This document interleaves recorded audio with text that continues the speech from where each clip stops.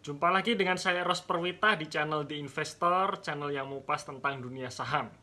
Masih dalam suasana stay at home ya, artinya kualitas videonya masih biasa-biasa saja, belum bagus karena saya dan tim sampai saat ini masih belum bisa ketemu ya, jadi tidak ada editing video. Makanya kita syuting pakai handphone saja ini. Harapannya sih semoga pesan yang saya sampaikan bisa terdeliver dengan baik. Hari ini kita akan membahas saham ICBP ya, karena 2 hari ini banyak yang menanyakan ke saya kira-kira prospek ke depan setelah rencana ICBP akan akuisisi Pine Hill ini masih layak untuk dijadikan investasi jangka panjang atau tidak. Nah, kita akan bahas itu. Tapi sebelumnya silahkan teman-teman subscribe dulu bagi yang belum subscribe. Kemudian jangan lupa juga kunjungi website saya eroseperwita.com dan ikuti online course yang saya adakan ya. Jadi program workshop online.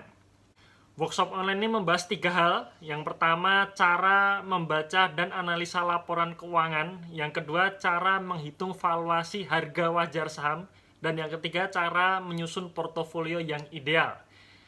Nah, bonusnya apa? Bonusnya juga ada 3 hal, juga ada 3 macam juga. Yang pertama, teman-teman akan dapatkan ebook analisa 35 saham yang akan selalu diupdate.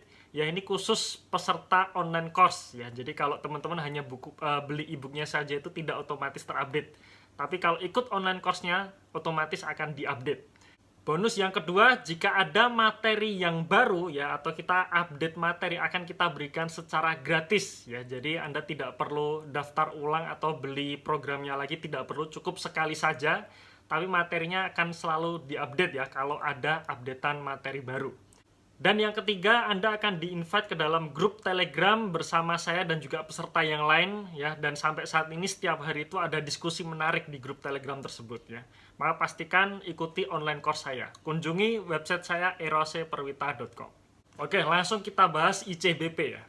Nah, sebenarnya ulasan mengenai ICBP akan mengakuisisi Pine Hill ini sudah banyak yang membahas. Jadi YouTuber-YouTuber saham yang lain juga sudah membahas. Kemudian teman-teman kalau searching di Google itu juga sudah banyak artikel yang membahasnya. Jadi teman-teman juga bisa ambil referensi dari mereka ya, nggak masalah. Nah, di sini saya hanya ingin cerita lebih sederhananya saja ya. Jadi kondisi fundamental sekarang dan potensi kedepannya itu akan seperti apa, kira-kira seperti itu. Nah, ICBP sendiri sering saya gunakan sebagai percontohan di dalam workshop saya ketika kita akan memilih saham yang sempurna. Salah satunya ya ICBP ini. Jadi saya sangat menganjurkan biasanya ya di dalam workshop saya ketika kita baru mulai investasi saham ya pilihlah ICBP ini gitu. Ibaratnya ICBP ini Anda beli merem saja, dipastikan tahun depan harganya naik. Karena memang saham ICBP ini dari tahun ke tahun harganya selalu naik. Nah, problemnya adalah ketika ada aksi korporasi yang baru-baru ini terjadi ya, akuisisi Pine Hill dengan nominal atau nilai transaksi yang sangat besar, sekitar 40 triliun. Padahal kita tahu ya 40 triliun itu sama dengan asetnya ICBP gitu. Nah, sekarang pertanyaannya apakah ke depan fundamentalnya akan sama atau tidak? Nah, ini akan saya potretkan kinerja historis dari fundamental ICBP sejak tahun 2013 sampai kuartal 1 tahun 2020 ini ya. Nah, teman-teman silahkan lihat pada gambar berikut.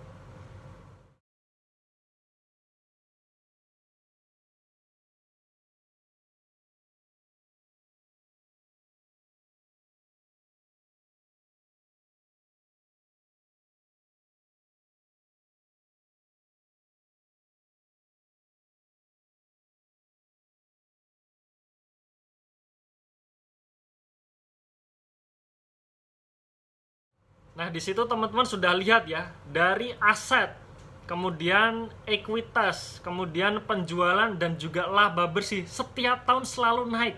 Jadi ya memang ibaratnya kalau kita beli saham ICBP ini sambil meremaja, tahun depan harganya naik gitu. Karena memang komposisi balance sheet-nya dan juga laporan keuangannya itu sehat semua itu. Nah, ini juga saya tunjukkan perkembangan harga saham ICBP sejak tahun 2013 sampai tahun 2020 ini ya. Teman-teman bisa lihat pada gambar berikut.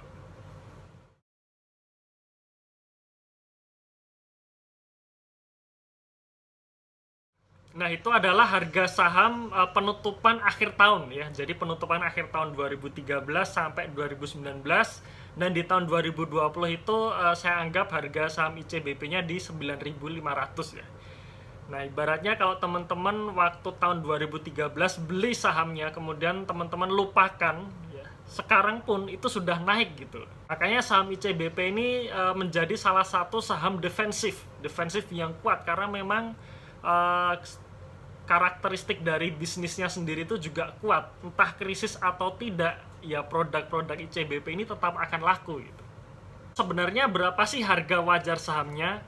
Teman-teman kalau misalkan membaca e-book analisa saham saya yang membahas ICBP, saya katakan di situ adalah PBV wajarnya 5 kali. Nah, perhitungan 5 kalinya dari mana? Dari chart berikut ya, teman-teman silahkan lihat.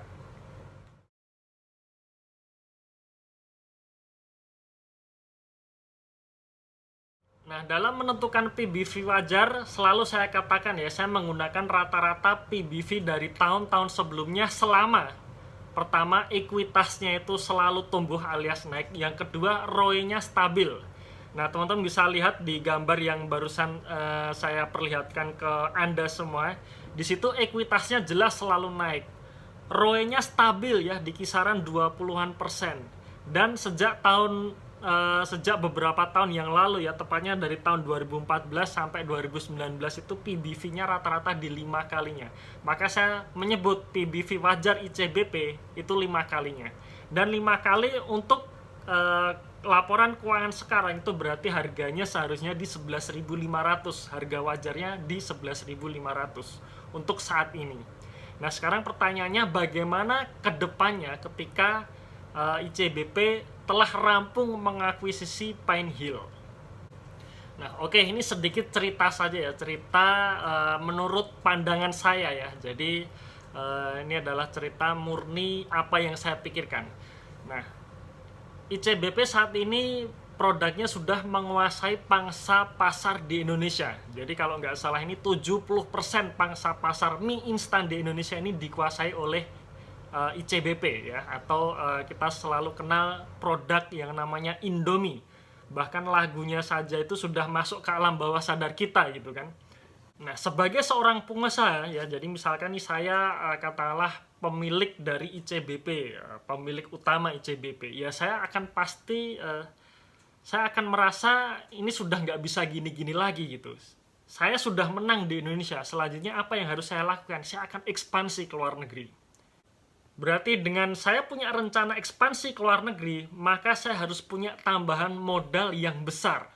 Jadi tidak mungkin saya hanya mengumpulkan laba yang terus-menerus diakumulasikan, nah sampai kapan itu nggak akan terkumpul-kumpul gitu ya. Dan paling enak untuk kita ekspansi ke luar negeri adalah dengan mengakuisisi perusahaan yang sudah ada. Dan pola seperti ini memang sudah sering kita dengar ya, maksudnya sering kita kenal di jagat perbisnisan di dunia saat ini. Ya, kita ambil contoh misalkan katakanlah di bisnis IT gitu ya, atau bisnis sosial media seperti Google ya. Google daripada dia membuat platform video, lebih baik dia akuisisi YouTube. YouTube besar, Google ikut besar. Kemudian Facebook daripada dia harus menciptakan semacam platform chat, ya lebih baik dia akuisisi WhatsApp. Kemudian dia juga akuisisi Instagram. Makanya Instagram besar, WhatsApp besar, Facebook pun ikut besar. Kemudian bank-bank juga ya, bank-bank asing. Ketika bank asing mau masuk ke Indonesia, lebih baik atau lebih mudah dengan mencaplok bank yang sudah ada di Indonesia. Ya, kita ambil contoh ya, BII diakuisisi menjadi Maybank. Kemudian ada Niaga diakuisisi menjadi CIMB Niaga. Di bisnis telekomunikasi pun juga sama. Kita kenal dengan Indosat, akhirnya diakuisisi menjadi Indosat Ooredoo. Nah, itu semua adalah proses akuisisi yang terjadi di dunia perbisnisan global saat ini. Nah, sama teman-teman, ketika perusahaan sudah besar di Indonesia ya, katakanlah kita ambil contoh Indofood CBP ini sudah besar di Indonesia, ketika dia ingin ekspansi ke luar negeri ya, yang paling mudah dengan akuisisi perusahaan yang sudah ada itu. Cuman memang yang jadi persoalan saat ini adalah penambahan hutang yang membengkak gitu ya. Maksudnya nilai transaksinya kan ini sangat besar sekali gitu.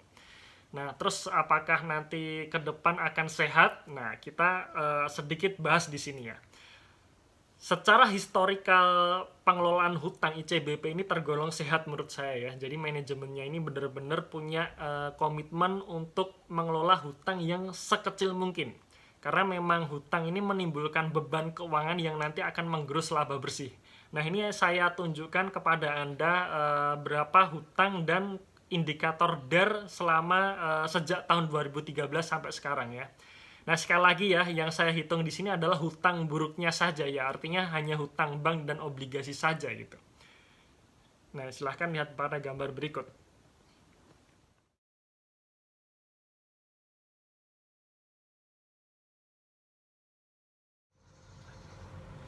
Kalau kita baca chart yang sudah saya tunjukkan ke teman-teman sekalian, di situ ditulis ya, tercatat bahwa hutangnya itu selalu dijaga kurang lebih di angka 2,5 triliunan saja.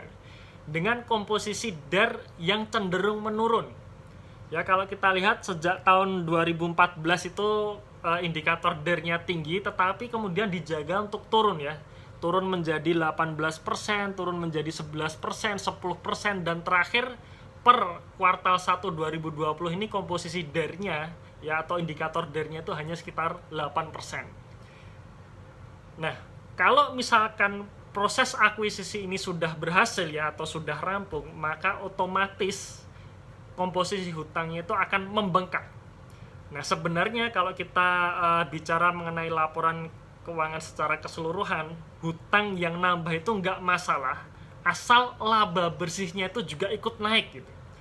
Karena memang efek dari hutang ini akan menggerogoti laba bersih. Tapi kalau misalkan hutangnya naik tetapi laba bersihnya jauh lebih tinggi ya kenaikannya, nah itu tetap nggak masalah. Maka indikator ROE ya, atau indikator keuntungan ini tetap terjaga. Permasalahannya adalah ketika proses akuisisi rampung, kemudian komposisi DER-nya naik, nah kemungkinan sih laba bersihnya belum ikut terkerek naik. Memang akan nambah, tapi kemungkinan belum akan tinggi, karena ibaratnya memang pangsa pasar di luar negeri itu baru mulai gitu. Tapi sih saya optimis saja, ketika proses akuisisi selesai, perusahaan juga akan ekspansi besar-besaran di luar negeri. Lama-kelamaan laba bersihnya pun juga akan ikut naik. Dan seperti kita ketahui, manajemen ini komitmen untuk menurunkan komposisi DER-nya, maka lama-lama pun hutangnya juga akan ikut turun. Jadi kesimpulannya, untuk jangka pendek ini laporan keuangan atau balance sheet-nya akan berubah drastis, di mana hutangnya itu akan membengkak, sedangkan laba bersihnya itu kenaikannya nggak sesignifikan yang kita harapkan. Otomatis PBV wajarnya itu juga akan turun, karena ROE turun ya, karena tadi saya jelaskan bahwa ROE-nya harus tetap. Nah, tipsnya bagi Anda yang mengincar saham ICBP ini, kalau misalkan Anda masih ragu-ragu dengan saham ICBP ini, Anda wait and see dulu juga oke. Jadi artinya Anda tunggu dulu sampai laporan keuangan yang terbaru yang sudah terkonsolidasi dengan Pine Hill ini sudah muncul ya, sudah terpublikasi, baru teman-teman analisa lagi, dan ketika cocok ya sudah tinggal mengambil keputusan. Tapi kalau Anda yang sudah yakin dengan ICBP ini, Anda beli secara bertahap dengan cara dicicil pun itu juga oke. Oke, mungkin itu sekilas review sedikit mengenai saham ICBP ya. Sekali lagi, informasi ini hanya informasi umum saja, jadi selalu berlaku disclaimer on. Jadi setiap keputusan tetap Anda tanggung sendiri. Kemudian jangan lupa juga kunjungi website saya eroseperwita.com. Tunggu video saya selanjutnya, dan salam Passive Income.